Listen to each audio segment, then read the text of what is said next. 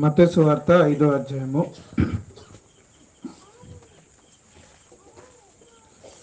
మత్తయి సువార్త 5వ అధ్యాయము. దుఃఖపడు వారు ధన్యులు, వారు ఓదార్చబడుదు. ప్రభువైన యేసుక్రీస్తు వారు శరీరధారిగా ఉన్నప్పుడు ఆయన చెప్పినటువంటి బోధలో, సువార్తలో ఆయన నోట నుండి వచ్చిన ఒక అమూల్యమైన మాటను మనం ఇప్పుడు వింటున్నాం. దుఃఖపడువారు ధన్యులు అని. దుఃఖపడేవారు అంటే అర్థం ఏడ్చేవారు ధన్యులు అని అర్థం. ఏడ్చేవారు ధన్యుల, ఏడవటం, కన్నీళ్లు పెట్టుకొని ఏడ్చేవాళ్ళు ధన్యులని ప్రభు చెప్తున్నాడు. ఏడ్చేవాళ్ళు ధన్యులా? ఎలా ధన్యులవుతారు? దుఃఖపడేవారు, కన్నీరు పెట్టి ఏడ్చేవారు ఎలా ధన్యులవుతారు అనేది ఈరోజు మనం ఆలోచించాలి. సో ఏడవటం అంటే మనకు తెలియదు ఏం కాదు. మనకి ఎప్పుడైనా బాగా బాధ కలిగినప్పుడు, మనల్ని ఎవరైనా అవమానపరిచినప్పుడు, మన వారెవరైనా చనిపోయినప్పుడు, మన వాళ్ళు ఎవరికైనా యాక్సిడెంట్ అయినప్పుడు, వాళ్ళు ఏదైనా ప్రమాదంలో గాయపడినప్పుడు, వాళ్ళ మీద ఉన్న మన ప్రేమతో మనం అనేక సార్లు కన్నీరు పెట్టుకునే సందర్భాలు ఉన్నాయి. మనం భయంకరమైన రోగంలో బాధపడుతున్నప్పుడు, నేను ఈ రోగంతో ఎంత ఇబ్బంది పడుతున్నాను, ఎంత ఆరోగ్యంగా ఉండేవాడిని, నేను ఇలా అయిపోయానని ఎన్నోసార్లు మనం మన అనారోగ్యాన్ని చూసుకుని బాధపడిన రోజులు ఉన్నాయి. మన వాళ్ళు చనిపోయినప్పుడు వాళ్ళు ఎందుకు ఇలా చనిపోయారని ఆ వాస్తవాన్ని జీర్ణించుకోలేక కన్నీళ్లు పెట్టి ఏడ్చిన సందర్భాలు ఎన్నో ఉన్నాయి. సో ఒక మరణాన్ని గురించి, ఒక అనారోగ్యాన్ని గురించి, అలాగే మనకున్నటువంటి అప్పుల బాధల గురించి, మన జీవితంలో ఏదైనా కోల్పోతే వాటి గురించి, దానికి ఎవరైనా దూరంగా వెళ్ళిపోతున్నారు అనుకోండి, చాలా ఏడుపు వచ్చేస్తుంది. మన సహోదరులు ప్రసాద్ గారు వెళ్తూ ఉంటే ఉన్నంతసేపు బాగానే ఉంది, కానీ కరెక్ట్గా ఆయన ట్రైన్ ఎక్కి వెళ్ళిపోతుంటే ఒకలాంటి బాధ. అంటే దూరం అవుతున్నారు, మన వాళ్ళు దూరం అవుతున్నారు అంటే కళ్ళంటే నీళ్ళు. ఆ పిల్లలు ఏడుస్తుంటే మాకు ఏడుపు వచ్చేసింది. కాబట్టి ఎవరైనా మనకు దూరం అవుతున్నారు, లేదా మనం ఏదైనా కోల్పోయినప్పుడు మన కళ్ళంట కన్నీరు వచ్చేస్తుంది, మనం దుఃఖపడతాం. కాబట్టి ఈ జీవితంలో మనకు వచ్చే కష్టాలను బట్టి, అనారోగ్యాలను బట్టి, అలాగే ఇతర కారణాలను బట్టి, మరణాన్ని బట్టి కానివ్వండి, మరి ఏదైనా బాధ కానీ ఇబ్బందుల వల్ల కానీ మనం కన్నీరు పెట్టుకుని ఏడ్చిన అనేక సందర్భాలు ఉన్నాయి. అయితే యేసుక్రీస్తు వారు మాట్లాడుతుంది ఏడ్చేవారు ధన్యులు అంటున్నాడు. అంటే ఈ లోకంలో ఉన్న ఏడుపు గురించా యేసు ప్రభు మాట్లాడుతాం? ఈ లోకంలో గురించిన ఏడుపు, ఇప్పుడు నేను చెప్పినవన్నీ ఈ లోక సంబంధమైనటువంటి దుఃఖమై ఉంది. ఒక యేసుక్రీస్తు వారు దుఃఖపడేవారు ధన్యులు అంటే మరి అనేక మంది మరణించినప్పుడు ఏడుస్తున్నారు, వాళ్ళు ధన్యులనా? కోల్పోయిన వారి గురించి ఏడుస్తున్నారు, ధన్యులనా? అప్పుల గురించి ఏడుస్తున్నారు, వాళ్ళు ధన్యులనా? లేకపోతే జీవితంలో అనారోగ్యంతో బాధపడుతున్నారు, కన్నీళ్ళు పెట్టుకుంటున్నారు, వాళ్ళు ధన్యులనా? అనేక మంది హాస్పిటల్లో కన్నీరు పెట్టుకుని ఏడుస్తున్నారు, వాళ్ళందరూ ధన్యులనా? అలాగే చిన్నపిల్లలు కూడా ఏడుస్తూ ఉంటారు. కొంచెం సౌండ్ కంట్రోల్ చేసేవాళ్ళు ఒక్కరు ఇక్కడ ఉండండి. స్కూల్కి వెళ్ళడానికి మారం చేస్తారు, వాళ్ళు కానీ స్కూల్కి తీసుకెళ్తే బాగా ఏడుస్తారు. ఓకే, మా చిన్నమ్మాయి ఈ మొన్నటి వరకు ఏడుతూనే ఉందండి. జూన్ నుంచి అక్టోబర్, నవంబర్ దాకా ఏడుతూనే ఉంది రోజు స్కూల్కి వెళ్ళడానికి. అంటే ఆ చిన్నపిల్ల ఏడుస్తుంది, ఆమె ధన్యురాలేనా? అలాగే ఐస్ క్రీమ్ కొనిమ్మంటుంది, కొనంటాను, ఏడుస్తుంది, కాబట్టి ఆమె ధన్యురాలా? ఇచ్చింది అడిగింది ఇవ్వకపోతే చిన్నపిల్లలు ఏం చేస్తారు? ఏడుస్తుంటారు, వాళ్ళు ధన్యులనా అర్థం. సో ఎవరు ధన్యులు? ఏడ్చేవారు ధన్యులు అంటే దేనికోసం ఏడ్చేవాళ్ళు ధన్యులు? సో ఇవి కాకుండా కొంతమంది కృత్రిమంగా ఏడుస్తూ ఉంటారు. కృత్రిమంగా అంటే వాళ్ళకే కష్టం లేదు, ఆ టీవీలో వచ్చే సీరియల్ని చూస్తూ చూస్తూ ఏడుస్తూ ఉంటారు కొంతమంది.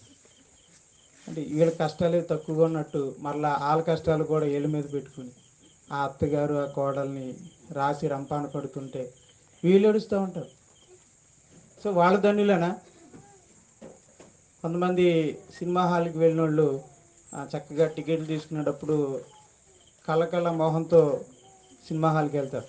బయటకు వచ్చేటప్పుడు కర్చీఫులతో ఇలా ఇలా తుడుచుకుంటూ వస్తూ ఉంటారు. కొంతమంది ఎందుకైనా మంచిదని చెప్పి సినిమా హాల్లోనే తుడిచేసుకుని బయటకు వస్తారు. ఎందుకింత బాధ? ఏంటి వీళ్ళ ధన్యులేనా? అంటే ఆ కన్నీరు పెట్టిన సినిమా అనమాట. ఆ సినిమా వాళ్ళు చూసినప్పుడు కన్నీరుతో వాళ్ళు ఏడ్చేశారు, దుఃఖించేశారు అన్నమాట. అంటే ఈ సినిమా చూసి ఏడ్చిన వాళ్ళు ధన్యులేనా? ఎవరు ధన్యులు? దుఃఖపడేవారు ధన్యులు. దేనికి ధన్యులు? సినిమాలు సీరియళ్ళు చూసి వాళ్ళ కష్టాల్ని మా కష్టాలుగా భావించి జలపాతంలో కన్నీరు వలకు పోస్తూ ఏడుస్తున్న వారు ధన్యులేనా? ఎవరు ధన్యులు? ఇంకొక ఏడుపు ఉందండి. అదేంటంటే ఎవరైనా ఆర్థికంగా అభివృద్ధి పడుతుంటే, ఎవరైనా చక్కగా అధికారికంగా అభివృద్ధి పొందుతుంటే, లేదంటే ఎవరైనా చక్కగా అన్ని విషయాల్లో చదువులో అభివృద్ధి పొందుతుంటే, లేదంటే ఎవరికైనా గవర్నమెంట్ ఉద్యోగం వస్తే ఎదుటి వాళ్ళ యొక్క అభివృద్ధిని చూసి ఓర్వలేక ఏడ్చేవాడు కూడా. బైబిల్ చరిత్రలో హామాను మొర్దెకై అని ఇద్దరు ఉన్నారు. రాజుగారి సంస్థానంలో పనిచేస్తున్నారు. మొర్దెకై ద్వారపాలకుడు, హామాను ప్రధానమంత్రి లాంటి వాడు. ఒక రోజున మొర్దెకై గణపరచబడ్డాడు. రాజుగారి యొక్క గుర్రంపై కూర్చోబెట్టి రాజుగారి వస్త్రాలు ధరింపచేసి ఆయన కిరీటాన్ని ధరింపచేసి ఆయన్ని రాజుగారితో సమానంగా స్తుతిస్తూ గణపరుస్తూ రాజవీధులంటే ఆయన్ని తిప్పి రాజుతో సమానంగా మొర్దెకైని గణపరిచారు. అప్పుడు హామాన్ ఏం చేశాడంటే ఒకసారి చూడండి, ఎస్తేరు గ్రంథం 6వ అధ్యాయం.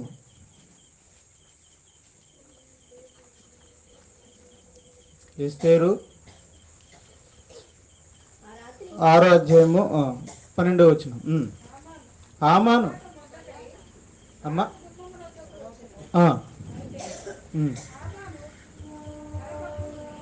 హామాను తల కప్పుకొని దుఃఖించుచు తన ఇంటికి త్వరగా వెళ్ళిపోయాను. ఎప్పుడైతే మొర్దెకై ఆ గేట్ కీపర్, ఆ వాచ్మ్యాన్ అలా గణపరచబడ్డాడో హామానికి ఏమొచ్చేసిందట? దుఃఖం, అంటే ఏడుపు వచ్చేసిందట.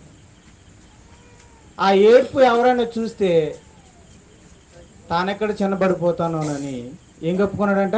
తల కప్పుకున్నాడు, అంటే ముసుగేసుకున్నాడు. అంటే బోరుని ఏడ్చాడు అనమాట. ఏడ్చుకుంటూ ఇంటికి వెళ్ళిపోయాడు. ఎందుకు ఏడుపు?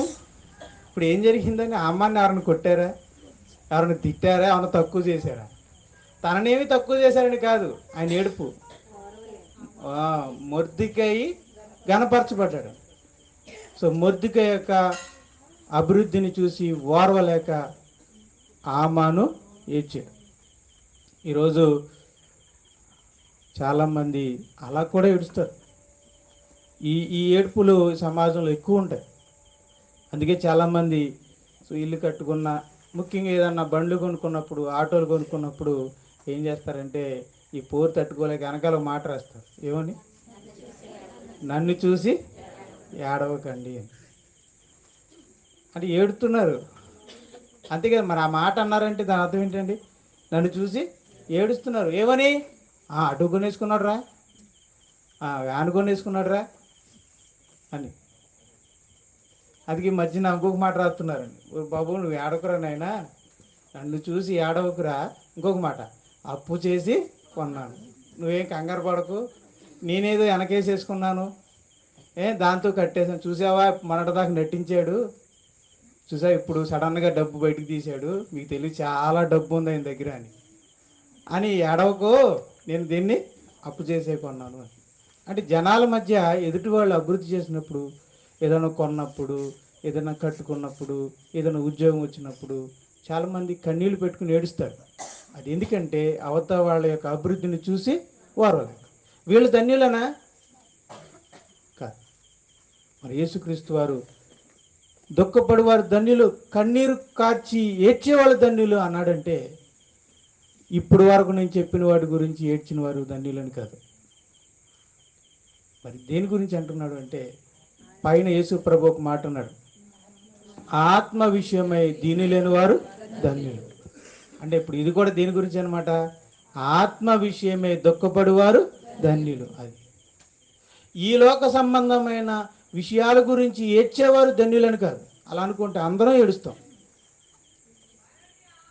అందరం ఏడుస్తాం. అలా లోక సంబంధమైన విషయాల్లో ఏడ్చేవారు ధన్యులని కాదట. మరి ఆత్మ సంబంధమైన విషయాల గురించి ఏడ్చేవారు ధన్యులు. యాకోబు రాసిన పత్రిక 4వ అధ్యాయము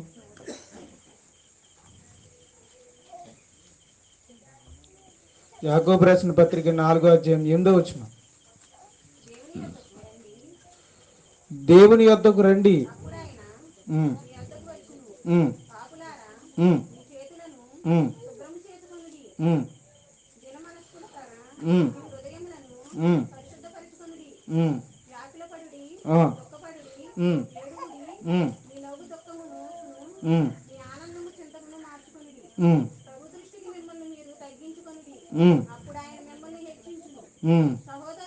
చాలు. కాబట్టి ఇక్కడ దుఃఖపడాలి అంటే దేని గురించి దుఃఖపడాలి? ఆత్మ విషయమే దుఃఖమే, ఓకే. ఇంతకీ దేని గురించి దుఃఖపడాలి? దేని గురించి దుఃఖపడాలన్న దానికి రెఫరెన్స్ తీశాను అనమాట. పాపులారా మీ చేతులను శుభ్రం చేసుకోండి. మీ చేతులు మరకంటాయి. మీరు చేసిన పాపాల వల్ల మీ చేతులకు మరకలంటాయి. అంటే చేతులు అంటే హృదయానికి మరకలంటాయి అని అర్థం. ద్విమనస్కులారా మీ హృదయములను పరిశుద్ధపరచుకొనుడి అంట. మీ పాపులు, ఈ పత్రిక రాస్తుంది క్రైస్తులతోనా అన్ని జనులతోనా? ఈ పత్రిక రాస్తుంది రక్షించబడిన వారితోనా రక్షణ లేని వారితోనా? రక్షించబడిన వారితోనే. 12 గోత్రాల్లో చెదిరి ఉన్న వారికి అన్నాడు కదా, అంటే రక్షించబడి ఉన్నవారికి. రక్షించబడిన వారే ఇప్పుడు ఏమవుతున్నారు? పాపులారా అంటే రక్షించబడ్డారు, దేవుని పిల్లలుగా యేసుక్రీస్తునందు పరిశుద్ధపరచబడి పరిశుద్ధులుగా ఉండుటకు పిలువబడిన వారితో రాస్తున్నాడు. కానీ వీళ్ళు ఇప్పుడు పరిశుద్ధులుగా లేరు. ఇప్పుడు పాపులుగా ఉన్నారు, తమ చేతుల్ని అపరిశుభ్రం చేసుకున్నారు. ద్విమనస్కులుగా ఉన్నారు, హృదయాన్ని అపవిత్రపరుచుకున్నారు. అందుకే అంటున్నాడు, పాపులారా మీ చేతులను శుభ్రం చేసుకోండి, మీ ద్విమనస్కులారా మీ హృదయాన్ని పరిశుద్ధపరచుకునండి. కాబట్టి ఇప్పుడు మీకు అవసరం, మీరు పాపంలో ఉన్నారు, పాపాన్ని జరిగిస్తున్నారు, పాపంలో పడిపోయారు. క్రీస్తు యేసునందు పరిశుద్ధపరచబడి పవిత్రులయ్యారు, పరిశుద్ధులుగా బ్రతకాల్సిన వాళ్ళు. కానీ పోను పోను రాను రాను పాపంలో పడి పాపాన్ని జరిగిస్తూ మీ చేతుల్ని మీ హృదయాల్ని మీరు అపవిత్రపరుచుకున్నారు. మీరు ద్విమనస్కులు, మనల్ని అంటున్నదని బైబిల్, మీరు ద్విమనస్కులు అంటుంది మనం. అంటే ద్వి అంటే రెండు మనసులు ఉన్నాయి. ఒక మనసు ఏమో దేవుని కోరుకుంటుంది, మరొక మనసు ఏమో లోకాన్ని కోరుకుంటుంది. ప్రారంభంలో మనం ఏక మనసు ఏక హృదయాన్ని కలిగి ఉన్నాం. మన హృదయం దేవుణ్ణి కోరుకుంది, మన మనసు దేవుణ్ణి కోరుకుంది. అప్పుడు లోకం మనకి ఏమాత్రం గొప్పదిగా కనపడలేదు, లోకంలో ఉన్నది ఏది మనం ఆశించలేదు. కానీ రాను రాను పోను పోను ఏం జరిగింది అంటే, దేవుని మీద ఒక మనసు, లోకం మీద ఒక మనసు. దాంతో ఎన్ని మనసులు వచ్చినాయి? 2 మనసులు. ద్విమనసులారా అన్న. అందుకే పైన ఏమంటున్నాడంటే 4వ వచనం, ద్విమనస్కులని ఏమన్నాడంటే, వ్యభిచారులారా ఈ లోక స్నేహము దేవునితో వైరమని మీరు ఎరుగురా. శత్రువు. అవును. కాబట్టి మనం దేవునితో స్నేహం చేయడానికి వచ్చాం, దేవునితో సహవాసాన్ని కలిగి ఉండడానికి వచ్చాం. కానీ మనం వచ్చాం క్రీస్తుతోనూ ఆయన తండ్రి అయిన దేవునితోనూ సహవాసాన్ని కలిగి ఉన్నాం. మనం స్నేహం చేయడానికి, దేవునితో స్నేహం చేయడానికి, క్రీస్తు వారితో స్నేహం చేసి బ్రతకడానికి మనం వచ్చాం. కానీ మనం ఎవరితో కూడా స్నేహం చేస్తున్నాం? దేవునితో స్నేహం చేస్తూ లోకం స్నేహాన్ని కోరుకుంటున్నాం. కాబట్టి మనల్ని ఏమన్నాడండి? వ్యభిచారులారా. యూదుల్ని, ఇశ్రాయేలుని కూడా దేవుడు ఇదే గద్దించాడు. మీరు యెషయా గ్రంథం కానీ, ఇర్మియా గ్రంథం కానీ, యెహెజ్కేలు గ్రంథానికి కానీ మీరు వెళ్తే వ్యభిచారులారా మీరు వ్యభిచారించారు అంటాడు. వ్యభిచారించారు అంటాడు ఇశ్రాయేల్ని. మీరు వ్యభిచరించి నాకు విసుగు కలిగించారు, అందుకే నేను మిమ్మల్ని చెరలోకి పంపిస్తున్నాను అంటాడు. ఏంటి వాళ్ళు చేసిన వ్యభిచారం అట? విగ్రహారాధన. తమ దేవుడైన యెహోవాను విడిచిపెట్టి విగ్రహాలను కొలవడం, అది దేంతో సమానం? వ్యభిచారంతో సమానం. అలాగే క్రైస్తవులు ఇప్పుడు క్రైస్తవులు కూడా దేవుడే అన్నాడు, వ్యభిచారునులారా మీరు వ్యభిచరిస్తున్నారు అంటున్నాడు. మనం ఎక్కడ వ్యభిచరించాం? మనం ఏమన్నా విగ్రహారాధన వైపు తిరిగామా? బొట్టు పెట్టుకుంటే బొట్టు ఎవరైనా పెడతానంటే ఒప్పుకుంటామా? పెట్టాం. పలహారం తీసుకుంటామా? తిన్నాం. చాలా జాగ్రత్తగా ఉంటాం, విగ్రహాలకు దూరంగా ఉంటాం. మరి మన వ్యభిచారం అయ్యాం. రైట్. మనము విగ్రహాలను ఆశించటం లేదు, కానీ దేన్ని ఆశిస్తున్నాం? లోకాన్ని ఆశిస్తున్నాం. అంటే ఇక్కడ వ్యభిచారం అంటే అర్థం ఏంటంటే, దేవునికి ఇవ్వాల్సిన స్థానంలో మరెవ్వరికి ఇచ్చినా దాన్ని ఏమంటారు? విగ్రహారాధన. వ్యభిచారం, ఆత్మీయమైన వ్యభిచారం. ఇప్పుడు మనకి వివాహ బంధం ద్వారా జతపరచబడిన తర్వాత మన పురుషుని మనం ఆశించాలి. ఆ పురుషుని స్థానంలో మరెవరిని ఆశించినా దాన్ని ఏమంటున్నాడు? వ్యభిచారం. అలాగే మనం దేవుణ్ణి నమ్ముకున్నాం, దేవుణ్ణి ప్రేమిస్తున్నాం, దేవునితో మనం నిబంధన, కొత్త నిబంధన అంటాం కదా. కొత్త నిబంధన అంటే దేవుడికి మనకి మధ్య నిబంధన. కాబట్టి దేవుడు మనకి ఏమై ఉన్నాడు? ఆత్మీయంగా తండ్రి. ఓకే. ఇంకా యేసుక్రీస్తు వారు మనకి ఏమై ఉన్నాడు? భర్త అన్నాడు. అంతే కదండి. మన పెళ్లి ప్రసంగాలు అన్నింటిలో కూడా ఏం చెప్తారు? యేసుక్రీస్తు సంఘమునకు శిరసై ఉన్నాడు భర్తగా, సంఘమేమో భార్యను పోలి ఉన్నది, యేసుక్రీస్తు వారేమో భర్తనుగా ఉన్నాడని మన అర్థం.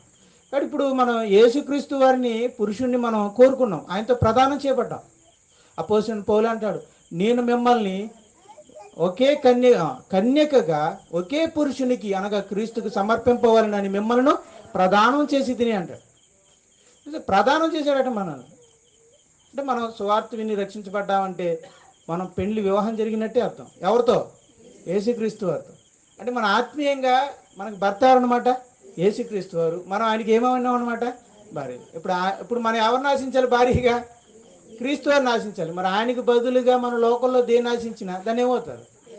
వ్యభిచారం. ఆత్మీయమైనటువంటి వ్యభిచారం అంటారు. అందుకే మాట అన్నమాట, వ్యభిచారునులారా ఈ లోక స్నేహము దేవునితో వైరము. పెద్దవాళ్ళు బాగా ఆలోచించాలి. సో ఒక వ్యక్తిని మనం ప్రదానం చేయబడి మరొక వ్యక్తిని ఆశించడం, అది ఆ వ్యక్తి యజమానుడిగా అది అంగీకారం అవుతుంటారా? తట్టుకోగలరంటారా? అలాగే యేసుక్రీస్తు మన యజమానుడైతే మరొక దానిని మనం ఆశిస్తున్నామంటే మన యజమానుడైన క్రీస్తు దాన్ని సహించగలడంట. అందుకే వైరం తట్టుకోలేడు, శత్రువు అయిపోతాడు అంటాడు. ఆ మాటలు ఏమన్నాడు? ఈ లోక స్నేహము చేయవాడు దేవునికి శత్రువగును. కాబట్టి మనం శత్రువుగా ఉన్న మనము రక్షణ ద్వారా ఏం చేసాం? దేవునితో సమాధాన పడ్డాం. అసలు రక్షణ అంటే ఏంటండి? యేసుక్రీస్తు ద్వారా మన తండ్రి అయిన దేవునితో సమాధాన పడ్డాం, శత్రుత్వాన్ని తొలగించుకున్నాం. అలాంటిది ఇప్పుడు మళ్ళీ లోకాన్ని స్నేహించడం ద్వారా ఇప్పుడు మరలా ఏమవుతున్నాం? దేవుణ్ణి శత్రులుగా మార్చుకుంటున్నాం. కాబట్టి మీరు శత్రువుగా మారిపోయారు. మీరు చేసే పాపం ద్వారా దివ్యమనస్కులుగా ఉండి లోకాన్ని ఆశించడం ద్వారా, పాపాన్ని కోరుకోవడం ద్వారా ఇప్పుడు మీరు దేవునికి ఏమయ్యారు? శత్రువులు అయ్యారు. దేవునికి శత్రువులు అయినప్పుడు, అది మనకు అర్థమైనప్పుడు మనం ఏం చేయాలి? శత్రుత్వంలో ఉండాలనుకో, దేవునికి శత్రులుగా ఉండాలా? ఆ చేసిన తప్పుని క్షమించమని అడిగి మరలా దేవుని మిత్రుడిగా మార్చుకోవాలా లేదా? అందుకే అంటున్నాడు, మీరు దుఃఖపడుడి, వ్యాకులపడుడి, ఏడుగుడి, మీ నవ్వును దుఃఖమునకును మీ ఆనందం చింతగా మార్చుకోండి. నీ పరిస్థితి ఏం బాగలేదు. సో నువ్వేమనుకున్నావంటే, నేను క్రైస్తవుడిని అయిపోయాను, నేను సంఘంలో ఉన్నాను, నేను ఆరాధిస్తున్నాను, నేను గణపరుస్తున్నాను, చందా ఇస్తున్నాను, అన్ని విషయాల్లో నేను ముందుంటున్నాను, నేను బాగానే ఉన్నాను నువ్వు అనుకుంటున్నావు. ప్రభు అంటున్నాడంటే, నువ్వు పాపిగా ఉన్నావు, నువ్వు దిమనస్కుడిగా ఉన్నావు, నువ్వు వ్యభిచారిగా ఉన్నావు, లోకాన్ని స్నేహిస్తూ నువ్వు వ్యభిచారివై నువ్వు నాకు శత్రువుగా ఉన్నావు. ఉండి నువ్వు ఇంకెలా స్థిమితంగా ఉన్నావు? నీకేం బాధ లేదేంటి? నేను నీకు శత్రువుగా ఉండి నీకు విరోధిగా నేను అయ్యుండి నేను నిలబడి ఉంటే నీకు అర్థం అవ్వలేదా నీ పరిస్థితి ఏంటో? నీ పరిస్థితి ఏంటో నీకు అర్థమైతే, నీ పాపస్థితి అనేది నువ్వు గ్రహించుకుంటే, నువ్వు ఎలాంటి రెండు మనసులు కలిగి ఉన్నావు అన్న విషయం నీకు అర్థమైతే వెళ్ళి ఏం చేయమన్నాడు? వ్యాకులపడు, దుఃఖపడు, ఏడవండి, మీ నవ్వు దుఃఖమునకును మీ ఆనందమునుచును. అంటే ఏమంటున్నాడండి? ఏడవమని బైబిల్ చెప్తుంది. ఈ పరిస్థితి, మన పరిస్థితి బాగోలేదు కనుక, ఇటు దేవుణ్ణి అటు లోకాన్ని ఆశిస్తున్నాం కనుక, మన చేతులు పాపం చేసి మన చేతుల్ని అపవిత్రం చేసుకున్నాం కనుక, రెండు మనసులతో మన హృదయాన్ని అపవిత్రం చేసుకున్నాం కనుక, కల్మషం చేశాం కనుక, సో ఏడవటం మొదలు పెట్టండి. ఎందుకు ఏడవటం? పశ్చాత్తాపడ్డానికి.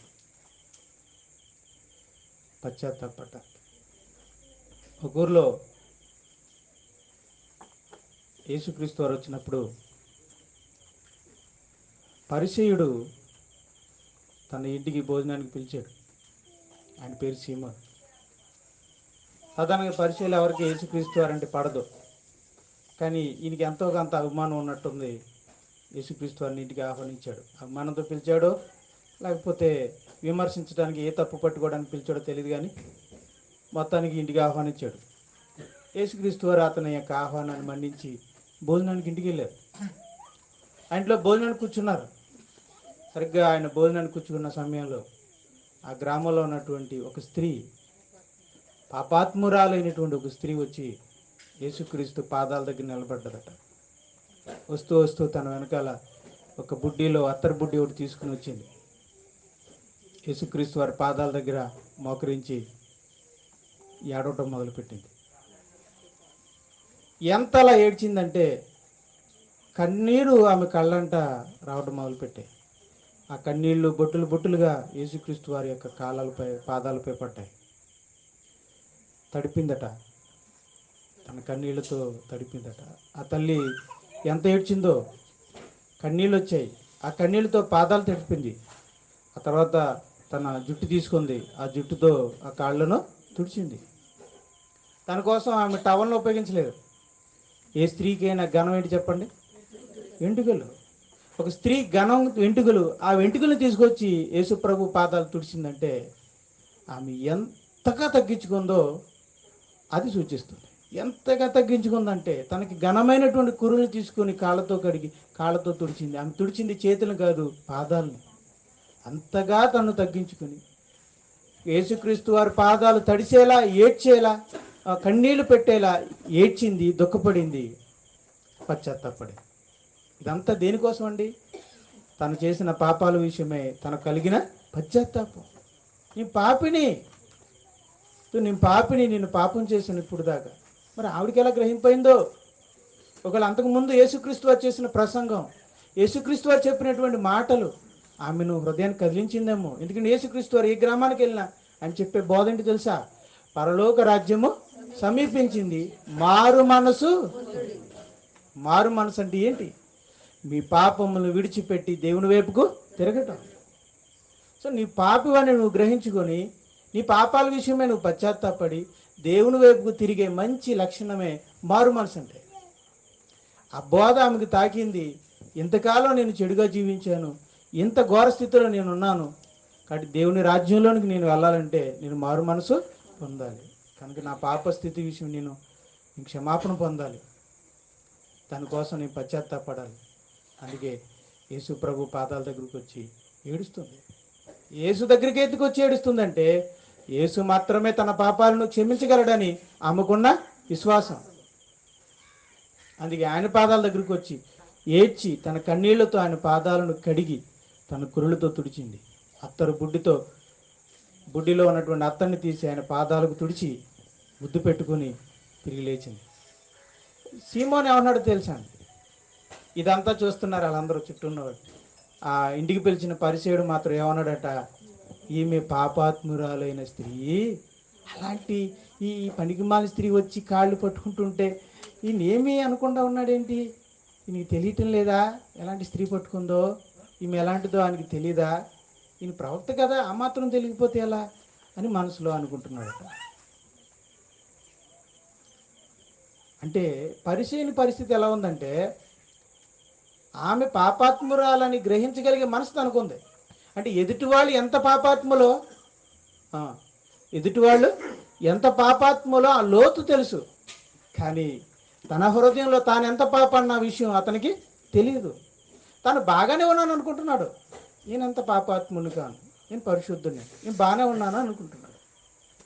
మాట అడుగుతున్నానండి, పాపాత్మురాలు కంటంట నీరు వచ్చింది. ఎవరంటే నీరు వచ్చింది కంటంట? స్త్రీకి వచ్చింది. మరి పరిచయుడికి ఎందుకు రాలేదు? దానికి కారణం ఏంటి తెలుసా? నేనెంత పాపాత్మురాలన్న విషయం ఎవరికి అర్థమైంది? స్త్రీకి అర్థమైంది. కానీ నేను ఎంత దౌర్భాగ్యుణ్ణి, నేను వేషధారిగా ఉన్నాను, నేను ఇంకా భయంకరమైన పరిస్థితుల్లో ఉన్నాను అన్న విషయం ఎవరికి అర్థం కాలేదు?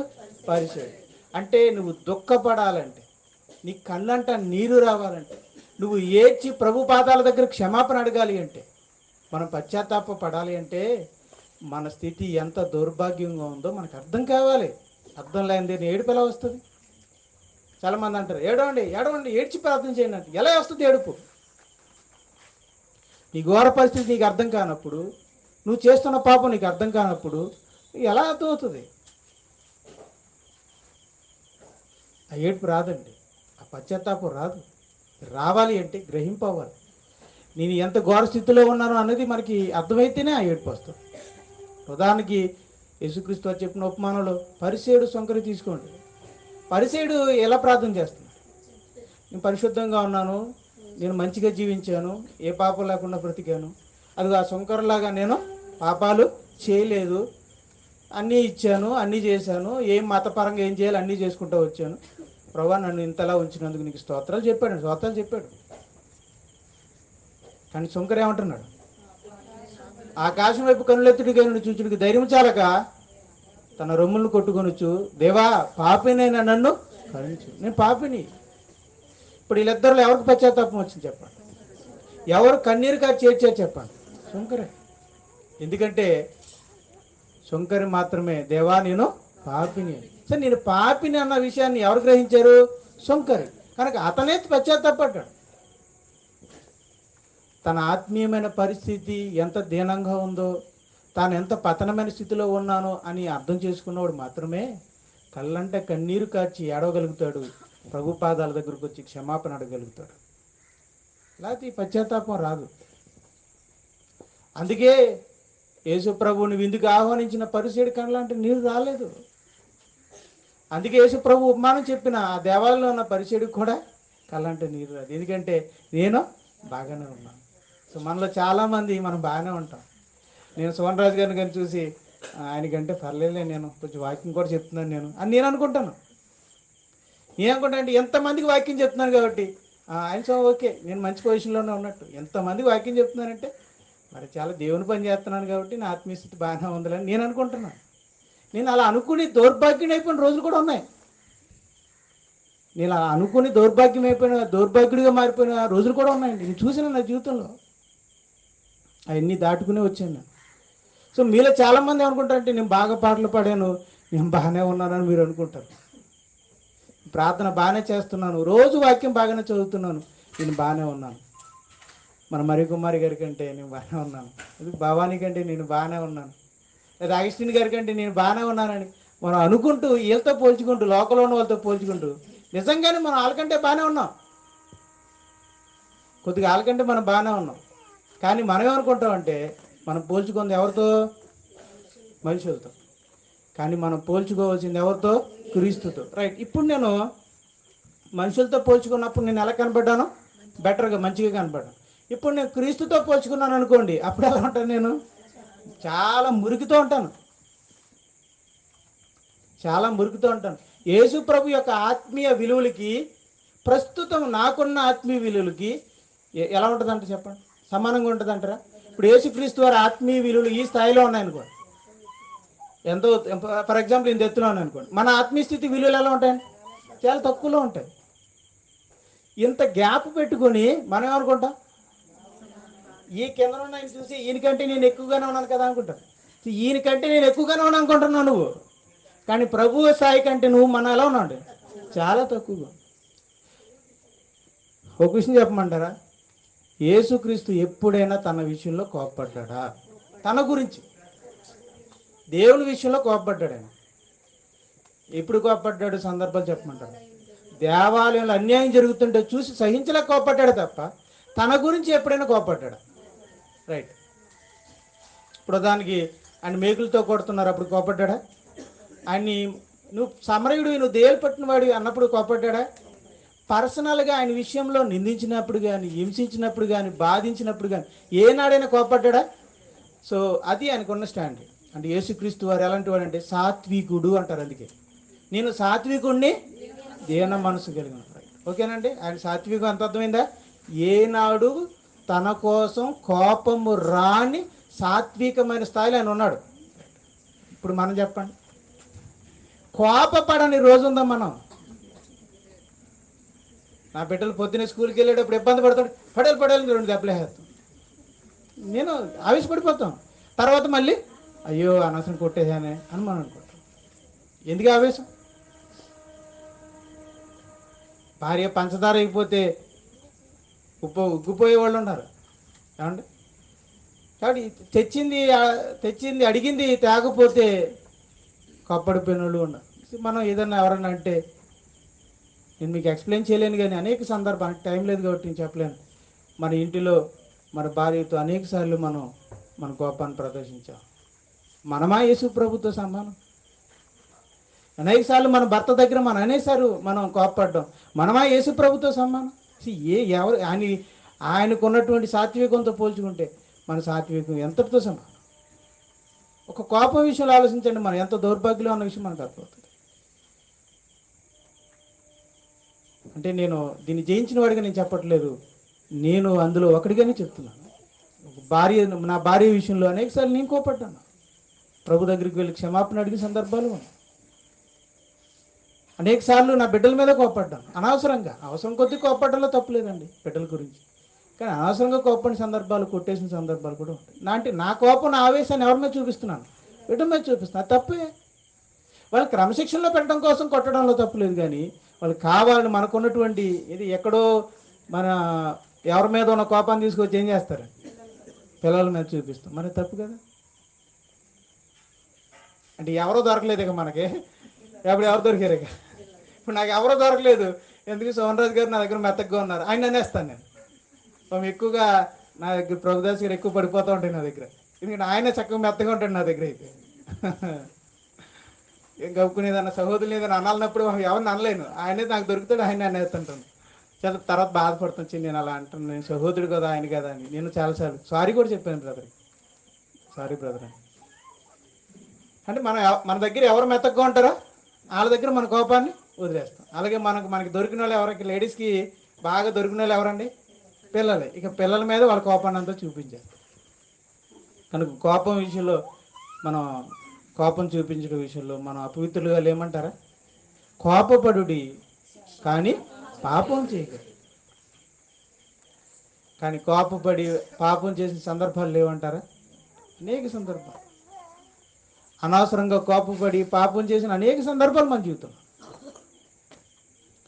అలా మనం చూసుకుంటే యేసు ప్రభు యొక్క ఆత్మీయ జీవితానికి, యేసుక్రీస్తు వారు ఉన్న పరిశుద్ధ జీవితానికి, మన పరిశుద్ధ జీవితాన్ని పోల్చుకుంటే మనం ఎలా ఉంటుంది చెప్పండి? మన ఆత్మీయ స్థితి చాలా ఉన్నతంగా ఉంటుందా, చాలా దీనంగా ఉంటుందా? అంత దీనమైన స్థితిని పట్టుకుని మనం ఎలా ఉప్పొంగుతాం? నేను ఎలా బాగానే ఉన్నాను మనం అలా అనుకుంటాం.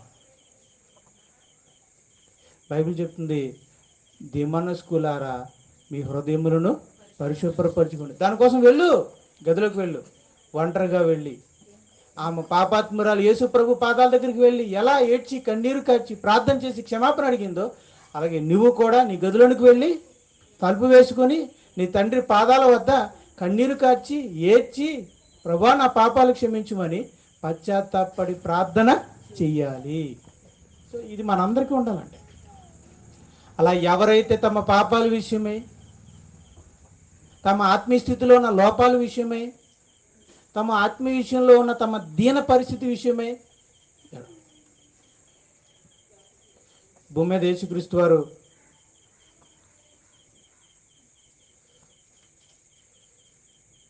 ఈ భూమి మీద ఉన్నప్పుడు యేసుక్రీస్తు వారు కూడా కన్నీరు ప్రార్థన చేశారు. అది కూడా ఇచ్చారు. ఏప్రిల్కి రాసిన పత్రిక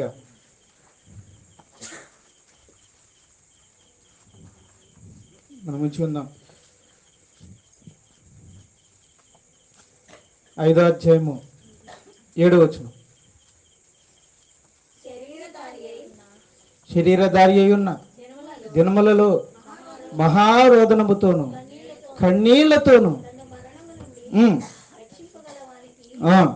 ప్రార్థనలను యాచనలను సమర్పించి ఉన్నందున ఆయన అంగీకరింపబడిను. యేసుక్రీస్తు వారా ఏడ్చారా? కన్నీటితో ప్రార్థన చేశారా? అవును. మనలో చాలామంది కన్నీరు పెట్టుకోవడానికి చిన్నతనంగా భావిస్తారు. నేనాడటం ఏంటి, నేనేం తప్పు చేశాను అలా అనుకుంటే, పరలోకం నుంచి వచ్చిన దైవ కుమారుడే ఈ శరీరాన్ని ధరించినప్పుడు, ఈ లోకంలో జీవించినప్పుడు, ఆయన ప్రార్థించినప్పుడు అనేక సార్లు కన్నీరు విడిచి తన ప్రార్థనలు యాచనలు దేవునికి సమర్పించి ఉన్నాడు. ఎందుకు యేసుక్రీస్తు వారు కన్నీరు కార్చాల్సిన అవసరం ఏంటంటే, యేసుక్రీస్తు వారు మళ్ళా పాపం చేశారా? మనం ఎందుకు కన్నీరు కార్చాలి? మనం పాపం చేస్తున్నాం కనుక మా పాపములు క్షమించమని మన కన్నీరు విడవాలి. యేసుక్రీస్తు వారు ఎందుకు కన్నీరు విడిచారు? ఆయన ఏమైనా పాపం చేశారా?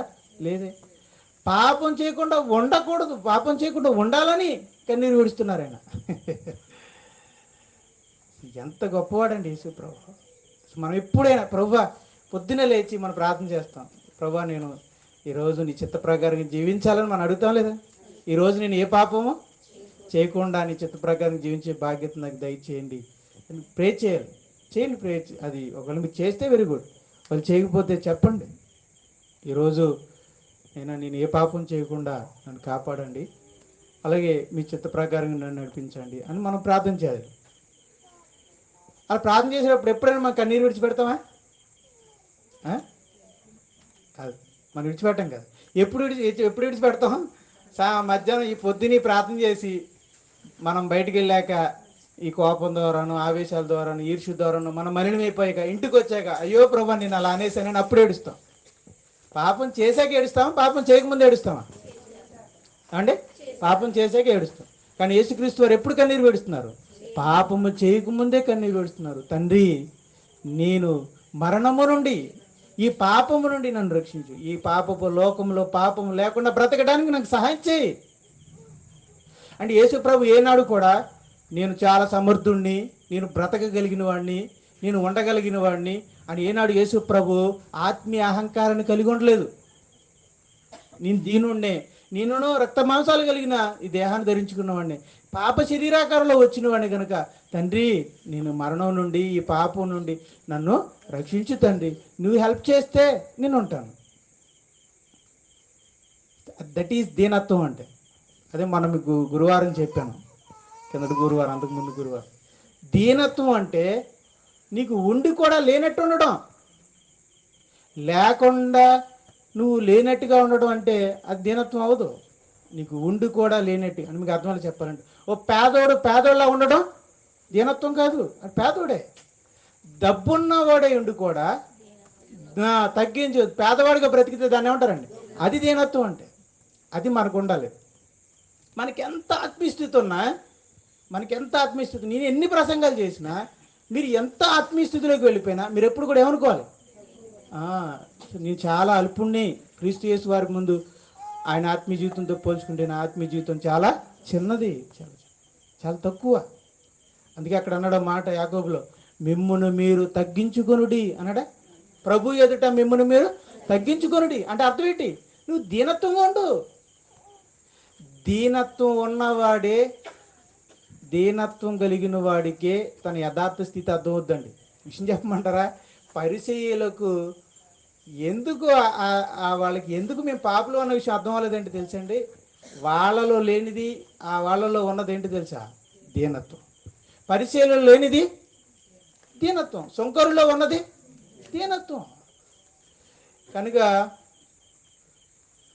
దీనత్వం ఉన్నవాడికి తన ఆత్మీయ స్థితిలోని లోట్లు తెలుస్తాయి. ఆత్మీయ స్థితి లోట్లు తెలిసిన వాడికే పశ్చాత్తాపడతాడు. పశ్చాత్తాపడిన వాడే కన్నీరు కార్చి ప్రార్థన చేస్తాడు, దుఃఖపడతాడు. అలా ఎవరైతే దుఃఖపడి కన్నీరు కార్చి తమ ఆత్మీయ జీవితం కోసం ప్రతిరోజు ఏడుస్తూ ప్రార్థన చేస్తారో వారు ధన్యులు. అది యేసుప్రభు అంటారు. ఎవరు నేను పరిశుద్ధంగా బ్రతకాలి, తండ్రిని చిత్త ప్రకారంగా ఈ రోజు నేను జీవించాలని తన ఆత్మీయ జీవితం కోసం ఎవరైతే కన్నీరు కార్చి దుఃఖపడి ప్రార్థన చేస్తారో వారు ధన్యులు. వారు ఓదార్చబడుదురు. ఇప్పుడు ఆమె వచ్చి అంత కన్నీరు కార్చి యేసుక్రీస్తు వారి పాదాలు తడిపిందంటే ఎంత కన్నీరు కార్చి ఉంటుందో ఆలోచించండి. పాదాలు తడవాలంటే ఎంత ఎంత కన్నీరు కావాలి చెప్పండి. అలా అని ఓ జగ్గు నీళ్ళు పడిపోయినా నేను అన్నాండి, మరీ ఓవర్ చేసి చెప్పను. కనీసం ఎన్ని పడాలి చెప్పండి? చాలా కన్నీళ్ళు పడాలి. ఏదో 2-3 బొట్లు పడితే సో మనకి చాలామంది మనం కూడా ఏడుస్తాం, ఏడ్చి ప్రార్థన చేస్తాం. ఏడ్చేటప్పుడు ఏడుపోటే వస్తుంది తప్ప కన్నీరు రాదు చాలామందికి. దానికి కారణం మీరు ఏడవట్లేదని నేను అంటలేదండి. మీరు మీ దీన స్థితి ఏంటో మీకు అర్థం కాలేదు. మన పాప స్థితి ఏంటో, మన లోటు ఏంటో మనకు అర్థం కాలేదు కాబట్టి మనకు అంత పశ్చాత్తాపం రావట్లేదు. కొంతమంది చాలామంది ఎలా పశ్చాత్తాపడతారంటే దయచేసి గమనించండి, వేషధారులుగా ఏడవటం ఎప్పుడు నేర్చుకోవద్దు. ఇలాంటి ఆత్మీయ ప్రసంగాలు విన్నప్పుడు ప్రసంగి నువ్వు ఈ స్థితిలో ఉన్నావు, నువ్వు ఏడు, నువ్వు ప్రార్థన చేయంటే చాలామంది కన్నీళ్ళు గడిచి ప్రార్థన చేస్తారు. ఇక్కడ వరకు. కానీ ఇంటికి వెళ్ళగానే మర్చిపోతారు, దాని గురించి ఎప్పుడు ప్రార్థన చేయరు. కన్నీటి ప్రార్థన చేయండి. ఎప్పుడో తెలుసా? మీ గదిలోనికి వెళ్ళి రహస్యముగా ఉన్నప్పుడు మీ తండ్రి అయిన దేవుని దగ్గర మీరు మొరపెట్టండి. రహస్యమున్న దేవునికి కనపడునాగున కన్నీటి ప్రార్థన చేయండి. ఇక్కడ చెయ్యొద్దని కాదు, ఇక్కడ నీకు పశ్చాత్తాపం నీకు ఇక్కడ వస్తే చెయ్యి, నీ కాదని. అలానే కావాలని అడగవద్దు. నడిపించేవాళ్ళు కూడా కావాలని ఏడిపించడానికి ప్రయత్నించకూడదు. కన్నీరు అనేది పాపాత్మురాలికి యేసు ప్రభు మోటివేట్ చేస్తే వచ్చిందా, ఆమెకు గ్రహింపేయడం వల్ల వచ్చిందంటారా? ఆమె గ్రహింపడం తనకు తానుగా వచ్చింది. అలాగే పశ్చాత్తాపడాలి అనే గ్రహింపు అది మీ అంతటా మీకు రావాలి తప్ప నేను రప్పించకూడదు. నాకు పశ్చాత్తాపం నా గ్రహింపు నాకు అవ్వి నేను పశ్చాత్తాపడాలి తప్ప నన్ను ఎవరో మోటివేట్ చేయకూడదు. ఎవరో మోటివేట్ చేయడం వల్ల మనం చేయకూడదు. చాలామంది మనం ఏంటంటే మనమే మోటివేట్ చేసుకుంటాం. చాలామంది ఎలా ఏడుస్తారంటే, కన్నీటి ప్రార్థన చేయమన్నారు మరి బ్రదరు, కాబట్టి నేను ప్రార్థన చేయాలి. కన్నీరు కోసం ఏం చేయాలి ఇప్పుడు? అప్పుడు ఏం చేస్తారంటే చాలామంది రైట్ ఆ కన్నీరు రావడం కోసం యేసు ప్రభు శిలువ మీద చనిపోయిన దృశ్యాన్ని గుర్తు చేసుకుని ఏడుస్తూ ఉంటారు. ఎందుకు ఏడుస్తున్నట్టు? చాలామంది ఏంటంటే ఒక వ్యక్తి ఫిజికల్గా శిక్ష అనుభవిస్తున్నప్పుడు ఆటోమేటిక్గా మనకి ఏమొస్తుందండి? బాధ వస్తుంది. అప్పుడు విషయం చెప్తాను. ప్యాషన్ ఆఫ్ ది క్రైస్ట్ అని మూవీ ఉందండి. అది చూసిన అన్ని జనుడైనా ఏమవుతాడండి? ఏడుస్తాడు. అన్ని జనుడైనా సరే ఆ మూవీని చూస్తే ఏడుస్తాడు, కళ్ళ నీళ్ళు వస్తాయి. ఎందుకు కళ్ళు వచ్చినాయి? ఎందుకు అన్ని జనుడికి? ఆ యేసు ప్రభు పడిన ఒక వ్యక్తి పడే ఆ బాధను చూసి కన్నీళ్ళు వచ్చినాయి. అంతేగాని తను పాపినన్న విషయం వల్ల గుర్తు చేసుకున్నా పశ్చాత్తాపడింది. నా మాట మీకు అర్థమైందా? సో నేను అంత మాటగారి కాదు, కానీ నా భావం మీరు అర్థం చేసుకోండి. ఒక అన్యజనుడైనా సరే ఎందుకు యేసుప్రభుని చూసి బాధపడ్డాడంటే, అయ్యో నేను అంత ఘోర పాపిని కదా, అందుకోసమే యేసుప్రభు అలా నా శిక్ష అనుభవించాడు, భరించాడు అని ఆయన కన్నీరు విడవలేదు. ఒక వ్యక్తి పడుతున్న బాధను చూడలేక ఆయన ఏడుస్తుంది. మరి మనం ఎందుకు ఏడవాలి? మనం చూసినప్పుడు మనం యేసుప్రభుని తలంచినప్పుడు, మన దగ్గరికి రొట్టె ద్రాక్షారసం వచ్చినప్పుడు మనం ఏనుకోవాలట, మన కొరకు విరబడిన శరీరము, మన కొరకే చిందపించబడిన రక్తము. మరి అది చూసినప్పుడు నా ప్రభువే నాకు కార్చాడు కదా అని. ఆ రక్తాన్ని కార్చినందుకు ఏడుస్తావా? ఇది నా కోసమే కార్చాడని ఏడవాలా? నేను నా వల్ల కార్చబడింది కదా, ఈ పరిశుద్ధుని రక్తము, ఈ పరిశుద్ధుని శరీరము నా వల్లే బాధపడ్డాడు, నా వల్లే కదా ఇలా జరిగింది. అదండి తేడా. వ్యక్తి బాధపడినందుకు, క్రీస్తు బాధపడినందుకు ఏడవలసిన అవసరం లేదు. మనం బాధపడాల్సింది నా కోసమే కదా ఇలా బాధపడ్డాడు ఈయన మహానుభావుడు, నేను బాధ పెట్టాను, దీని అంతటి కారణం నా పాపమే. అది యెరూషలేము కుమార్తెలు వచ్చి యేసు ప్రభు దగ్గరికి వచ్చి, అలాగే మనకులేగానండి, ఒక వ్యక్తి సిలువ వేయబడుతుంటే చూసి తట్టుకోలేక యెరూషలేము కుమార్తెలు వచ్చి ఏం చేస్తున్నారట? ఏడుస్తున్నారు. అయ్యా మహానుభావ, ఇన్ని బాధలు చెప్పావు, రొట్టెలు పంచి పెట్టావు, మమ్మల్ని ఎంతో బాగు చేసావు, నీకు ఎంత పరిస్థితి ఏర్పడిందో మహానుభావ అని ఆయన కోసం ఎడుతున్నారు. ఆయన కష్టం చూసి ఎడుతున్నారు. ఇప్పుడు యేసుక్రీస్తు వారు అన్నారంటే, అమ్మ నా కోసం అడవకండి. మీకోసము, మీ పిల్లల కోసం, మీ ఆత్మీయ జీవితం కోసం ఏడవండి. ఎందుకంటే నేను పడే ఈ శిక్ష ఎవరి కోసం? మీకోసం. కనుక మీ ఆత్మీయ జీవితం కోసం నేను ఎంత శిక్ష అనుభవిస్తున్నాను కాబట్టి, ప్రభువా నా వల్లనే కదా నువ్వు ఎంత శిక్ష అనుభవిస్తున్నావు, చెయ్యి నేను ఎంత ఘోర పాపినని నా గురించి నేను ఏడవాలి. అది పశ్చాత్తాపం. కాబట్టి వేషధారణతో కూడిన, నటనతో కూడినటువంటి ఏడ్పు మనం మానేద్దాం. వేషధారణతో కూడినటువంటి ఏడుపు మనం మానేద్దాం. ఒక లేకపోతే దేవునికి స్తోత్రం, కానీ రానివ్వకండి. అది మనం ఏడ్చేటప్పుడల్లా మనం దేని గురించి అంటే మన ఆత్మీయంగా మనలో ఉన్న దీన పరిస్థితిని బట్టి, లోటును బట్టి, మనలో ఉన్న పాప జీవితాన్ని బట్టి మనం ఏడవాలి తప్ప మనుషుల కోసం మనం ఎప్పుడు కూడా ఏడవకూడదు.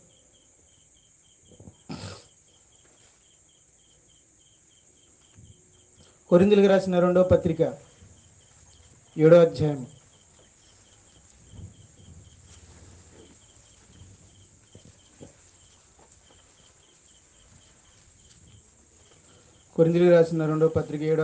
10వ వచనం. దైవ చిత్తానుసారమైన దుఃఖము రక్షణార్థమైన మారు మనసును. సో దుఃఖం వల్ల వచ్చే ప్రయోజనాలు చెప్తానండి ఇక్కడ. సార్ నాకు టైం ఉందా? రైట్, ఒక్క 5 నిమిషాలు ఉంది. రైట్, దుఃఖం వల్ల వచ్చే ప్రయోజనాలు ఏంటంటే, ఒకటి మారు మనసు. అంటే మన మనసుని ఏం చేస్తుంది? దుఃఖం మారుస్తుంది. ఏ దుఃఖం అది? దైవ చిత్తానుసారమైన దుఃఖం. అది చెప్పానండి. లోకంలో ఏడుపు వల్ల మనిషి మారడు. ఎవరైనా చనిపోయినప్పుడు మనం అక్కడికి వెళ్ళి కన్నీరు విడుస్తాం, కానీ మన జీవితం మారదు. ఎవరైనా హాస్పిటల్లో బాధపడుతుంటే చూసి వెళ్ళి కన్నీరు కారుస్తాం, కానీ మన జీవితాలు మారవు.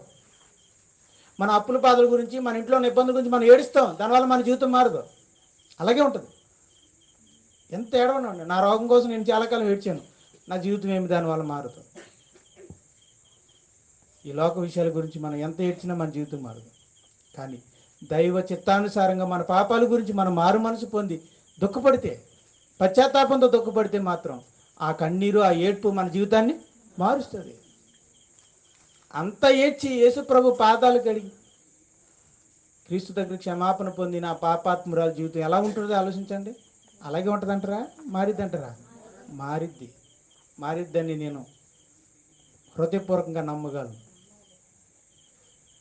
రాహాబు జీవితం మీరు ఆలోచించారండి. గతంలో ఆమె జీవితం ఎలా ఉండేదో, ఆ తర్వాత రక్షించబడిన తర్వాత ఆమె జీవితం ఎలా ఉందో మీ అందరికీ తెలుసు. కాబట్టి మార్చబడుతుంది. కనుక దుఃఖము, దైవ చిత్తానుసారమైన దుఃఖంతో కూడిన పశ్చాత్తాపము ఒక వ్యక్తికి మారు మనసును కలిగిస్తుంది.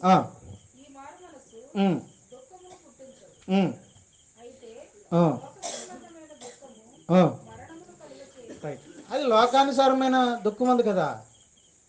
మనం చాలామంది చనిపోయారని ఏడుస్తుంటారు. చాలామంది రైట్ ఏడవండి, కానీ కాదండి.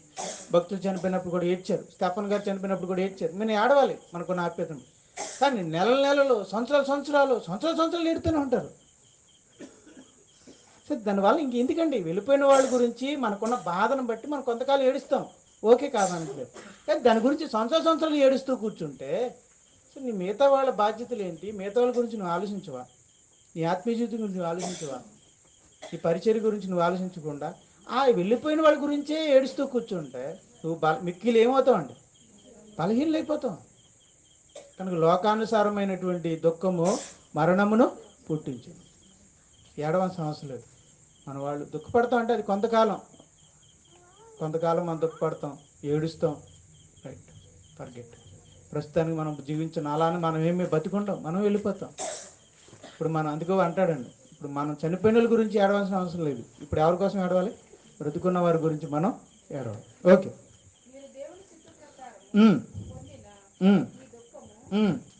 ఇక్కడ చెప్తున్నాడండి, మీరు పొందిన ఈ దుఃఖం వల్ల అంటే మీకు ఇది ఎన్నో పత్రిక అండి ఇది కదా.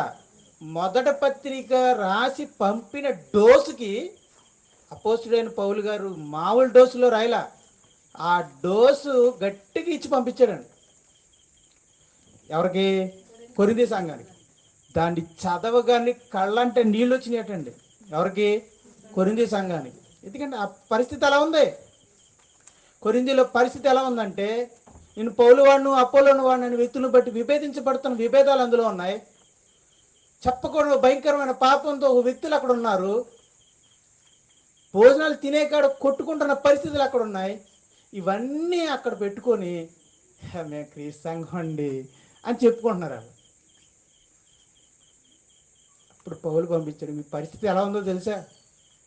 నేను మిమ్మల్ని ఎలా నిర్మించాను, మీకు ఎలా పునాది వేసి ఎలా కట్టాను, ఇప్పుడు మీరు ఎలా ఉన్నారు? ఈ గొడవలేంటి, ఈ పోటీలేంటి, ఈ అభిమాన సంఘాలేంటి, ఈ ఘోరమైన పాపాలతో కూడిన వ్యక్తులు మీ మధ్యలో ఉండడం ఏంటి, అసలు అన్ని జనుల్లో కూడా జరిగిన పాపాలు మీలో ఉండడం ఏంటి, ఈ భోజనాలు తినేకాడ గొడవలు ఏంటి, ఏంటి గొడవ ఇదంతా ఏంటి అని ఆయన మీ పరిస్థితి ఏం బాగాలేదని రాశాడు. ఎప్పుడైతే దైవజనుడు ఈ ఆత్మీయ పరిస్థితి బాగాలేదని రాశాడో అది చదవగానే సంఘమంతా బోరున ఏడ్చింది. అలా ఏడవడం వల్ల, అలా దుఃఖపడి కన్నీరు కాచి పశ్చాత్తాపడడం వల్ల ఎన్ని లాభాలు వచ్చినాయి చూడండి ఇక్కడ. పొందిన దుఃఖము అది సంఘంలో ఏం తీసుకొచ్చింది? సంఘం పక్కన రండి, నాకేం తీసుకొస్తుంది? అది కావాలి కదా నాకు. రైట్, నాకేం తీసుకొచ్చింది? ఎవరైతే దుఃఖపడి ప్రార్థన చేస్తారో జాగ్రత్త గమనించండి. ఎవరమైతే ప్రతిరోజు దుఃఖపడి ప్రార్థన చేస్తారో వాళ్ళకి మొదటగా వచ్చేది మారు మనసు, రెండోది జాగ్రత్త. అంటే ఇక ఇప్పుడు తప్పు చేసే కదా కన్నీరు కాచాం, కాబట్టి ఇక్కడి నుంచి ఏమొస్తుంది? మనకి జాగ్రత్త వస్తుంది. చేయకూడదు, ఇంత కన్నీరు కాచి మనం ప్రేర్ చేసాం, మన ఇక్కడ చేయకూడదని జాగ్రత్త వస్తుంది. ఇంకా దోష నివారణకైనా ప్రతివాదము. దోష నివారణకైనా ప్రతివాదం అంటే ఎందుకు మళ్ళీ చేస్తావు అనే వాదం మనకు వస్తుంది. మనం చేయకూడదు అనే వాదం మనలోకి వస్తుంది. ఎట్టి అంటే ఆగ్రహం అంటే ఏంటి? కోపం. మరి కోపం ఉండొచ్చా ఉండకూడదా? మరి ఇదేంటి కోపము? రైట్, ఇంకా ఇదికి కోపం ఏంటి చెప్తున్నారు? ఆగ్రహం ఎవరి మీద అనుకుంటున్నారు? నా మీద. నా మీద దేని మీద? నేను చేసే పాపం మీద నాకే రావాలి? ఆగ్రహం రావాలి. చెక్ బుద్ధి లేని కదవా, అలా పని చేయకూడదు అని నన్ను అనుకోవాలి నేను. మనం ఏం చేస్తాం? ఎదురోళ్ళని అంటాం. కానీ మనకి కోపం ఎవరి మీద రావాలండి? మనుషుల మీద రావాలా, మనం చేసే తప్పుల మీద రావాలా? తప్పు రావాలి. ఈసారి కోప్పడినప్పుడు మీరు ఎవరి మీద కోప్పడాలి? ముందు ఇక్కడ కోప్పడుకోండి, ఆ తర్వాత లోపలికి వెళ్ళాక ఎవరి మీద కోప్పడాలి? మీ మీద కూడా. పనికి వాళ్ళు ఏదో ఎదుగురా కోపడ్డావు, ఏదో ఎన్నిసార్లు చెప్పినా నీకు బుద్ధి జ్ఞానం లేదని నన్ను నేను తిట్టుకోవాలి ముందు. దేని మీద మన ఆగ్రహం? వ్యక్తుల మీద కాదు, మనం చేసే పాపాల విషయమే మనకు ఆగ్రహం రావాలి. అది తీసుకొస్తుంది దుఃఖం. ఎట్టి దేనికి? పాపం చేయడానికి భయాన్ని తీసుకొస్తుంది. ఎట్టి అభిలాష అంటే పరిశుద్ధంగా బ్రతకాలి నేను అనే ఒక ఆశని తీసుకొస్తుంది, కోరికని. ఎట్టి రైట్, నేను పరిశుద్ధంగా బ్రతకాలనే ఆసక్తిని తీసుకొస్తుంది. చూడండి ఎన్ని తీసుకొచ్చింది. మన దుఃఖం ఆత్మానుసారమైన దుఃఖం మనలో ఏం తీసుకొస్తుంది అంటే మారు మనసుని, పాపం చేయకుండా జాగ్రత్తని, పాపం చేయకుండా దోష నివారణ నిమిత్తమైన ప్రతివాదాన్ని, మనం చేసే పాపాల మీద మన మీద అంటే కోపం మీద, క్షమించండి, పాపం మీద మనకి కోపం. భయమును, దేనికి భయము? పాపం చేయడానికి భయమును, ఆశని అంటే పరిశుద్ధంగా బ్రతకాలని ఆశను, ఆసక్తిని, పరిశుద్ధంగా బ్రతకాలడానికి ఆసక్తిని, మనకి ప్రతిదండనను మీలో పుట్టించని ఇవి పుడతాయి అన్నమాట. మరి ఇన్ని బెనిఫిట్స్ ఇవన్నీ మనకు వస్తే మనం ఆత్మీయంగా కొంచెం ఎదుగుతామంటారా, తగ్గుతామంటారా? మరి ఇన్ని ఆత్మీయంగా మనకి ఈ జాగ్రత్త, ఈ భయము, దైవ భయము, ఈ ఆసక్తి మనలోకి తీసుకొచ్చేది ఎవరు చెప్పండి? దైవ చిత్తానుసారమైన దుఃఖము. దుఃఖముతో కూడినటువంటి ప్రార్థన మనకు. అందుకే యేసుక్రీస్తు వారు అన్నారు, దైవ చిత్తానుసారంగా దుఃఖపడేవారు ధన్యులు, వారు ఓదార్చబడుదురు. ఇదిగో ఈ ఓదార్పు ఇదే. ఆమె అంతలా వచ్చి ఏడ్చి కన్నీళ్లతో కడిగి ప్రార్థన చేసి పశ్చాత్తాపడింది. యేసుక్రీస్తు వారు ఏమన్నారు? అమ్మా, నీ విశ్వాసము నిన్ను రక్షించినది, నువ్వు సమాధానం కలిగిన దానివే, నీ విస్తారమైన పాపములు క్షమించబడ్డాయి. ఓదార్చబడుతురు. ఇప్పుడు ఆమె హృదయం ఎలా ఉంటుంది చెప్పండి? చాలా హ్యాపీగా ఉంటుంది, చాలా నెమ్మదిగా హాయిగా జీవించుంటుంది. అదే యేసుప్రభు అన్నారు, ఆత్మానుసారమైన దుఃఖపడివాడు ధన్యుడు, వారు ఓదార్చబడుదురు. ఎవరు, మాట చెప్తున్నానండి, ఇది మనందరికీ సంబంధించిన మాట. 4 గోడల మధ్య ఎవరైతే కన్నీరు విడుస్తారో, అక్కడ దుఃఖపడతాడో వాడు లోకంలో దుఃఖపడ్డాడు. ఎవడైతే 4 గోడల మధ్య ఏడవలేదో వాడు లోకం గురించి ఏడుస్తాడు. యేసుక్రీస్తు వారు కన్నీరు పెట్టింది ఎక్కడ? ప్రార్థనలోనా, లోక విషయాల్లోనా? యేసుక్రీస్తు వారు ఎప్పుడైనా తన పేదరికాన్ని బట్టి ఏడ్చాడా? యేసుక్రీస్తు వారు పేదరికంతో బాధపడ్డాడు, ఆకలితో బాధపడ్డాడు, శత్రులతో బాధపడ్డాడు, అనేక రకాల ఈ లోక విషయాల్లో ఆయన బాధపడ్డాడు. కానీ ఈనాడు వాటి గురించి ఆయన బాధపడలేదు. కానీ ఆయన కన్నీరుగా చేసింది ఎక్కడో తెలుసా? ప్రార్థనలో దేవుని దగ్గర మాత్రమే చేశాడు. గదిలో దేవుని దగ్గర ఏడ్చేవాడు లోక విషయంలో ఎక్కడ ఏడవడు, ఆనందంగా ఉంటాడు. గదిలో దేవుని దగ్గర ఏడవని వాడే లోక విషయాల్లో కూడా ఏడుస్తాడు, అన్ని విషయాల్లో ఏడుస్తూనే ఉంటాడు. అందుకే బైబిల్లో ఉంటుంది, కన్నీటితో విత్తువాడు సంతోష గానములతో పంట కోసం. సో నువ్వు అక్కడ 4 గోడల మధ్య నువ్వు కన్నీటితో, ప్రార్థనలో కన్నీటితో విత్తితే నీ లైఫ్లో, నీ జీవితంలో నువ్వు ఆనంద గానముతో పంటను సంతోషంగా ఉంటావు. ఓకేనండి. ఇటు మాటలు మనకు అనుగ్రహించిన దేవుని వాక్యాన్ని బట్టి దేవునికి స్తోత్రాలు చెల్లిస్తున్నాను. సో ప్రార్థన చేసుకుందాం.